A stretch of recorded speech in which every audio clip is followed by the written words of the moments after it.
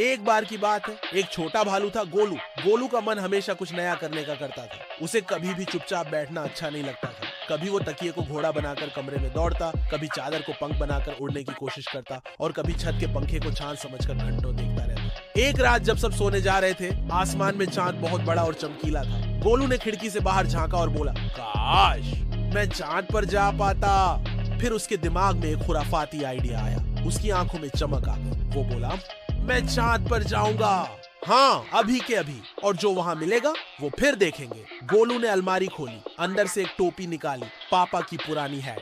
फिर बाथरूम गया और वहां से साबुन का डब्बा उठाया। ये मेरा रॉकेट होगा। उसने जुराबें पहनी, मम्मी की चप्पलें उलटी पलटी करके पाँव में डाली और बोला, चलो उड़ान भरने का समय। रॉकेट को उड़ाने के लिए उसने बाथरूम की बूंदों को ईंधन बताया। पास रखा टॉर्च उसने रॉकेट की लाइट बनाई। फिर उसने खुद को साबुन के डब्बे में बैठाया, दोनों हाथ ऊपर उठाए और चिल्लाया, 3, 2, 1, थम। गोलू ने आंखें बंद की और अपनी कल्पना में उड़ने लगा। अब उसके चारों तरफ बादल थे, चांदी जैसी ठंडी हवा चल रही थी, नीचे धरती छोटी सी लग रही थी और ऊपर चांद पास आता जा रहा था। मैं उड़ रहा हूँ, मैं सच में उड़ रहा हूँ, गोलू हंसते हुए चिल्लाया। थोड़ी ही देर में उसका रॉकेट चांद पर उतर गया। चांद सफेद था, नरम था और उसमें गोल गोल गड्ढे थे। गोलू ने अपनी टोपी सीधी की, चप्पलों को संभाला और नीचे कूदा। वाह, ये जगह तो बिल्कुल मलाई जैसी है, उसने जोर से कहा। फिर उसने उछलना शुरू किया, बाउंस बाउंस बाउंस।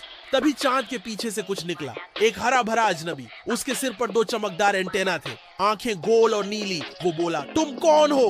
गोलू ने हाथ हिलाकर कहा, मैं गोलू हूँ, धरती से आया हूँ, पहली बार चांद पर। वो अजनबी मुस्कुराया, मैं लूनो हूँ, चांद का रक्षक, चलो मैं तुम्हें घूमने ले चलता हूँ। और फिर शुरू हुई चांद की सैर। गोलू और लूनो ने दूध की नदी देखी, जहाँ ओट्स की नावें तैर रही थी। फिर वो पहुंचे स्टार पार्क, जहाँ तारे फिसल पट्टी की तरह लुढ़कते थे। गोलू ने वहाँ एक तारे को पकड़कर कहा, वाह इतना चमकीला।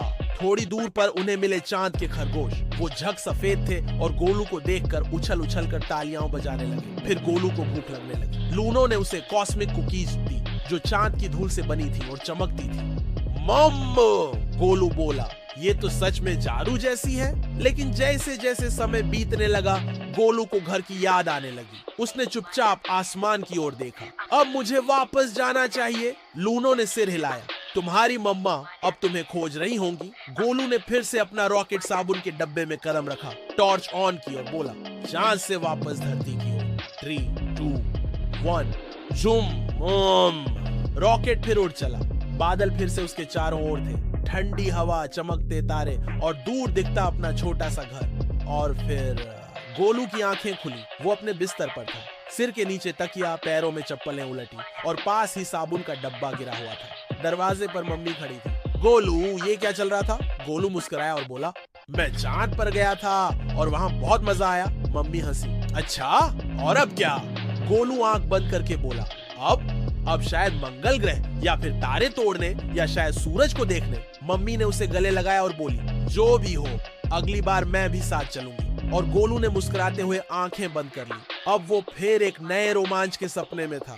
Whatever next? अब क्या? वही तो सबसे मजेदार बात है यार।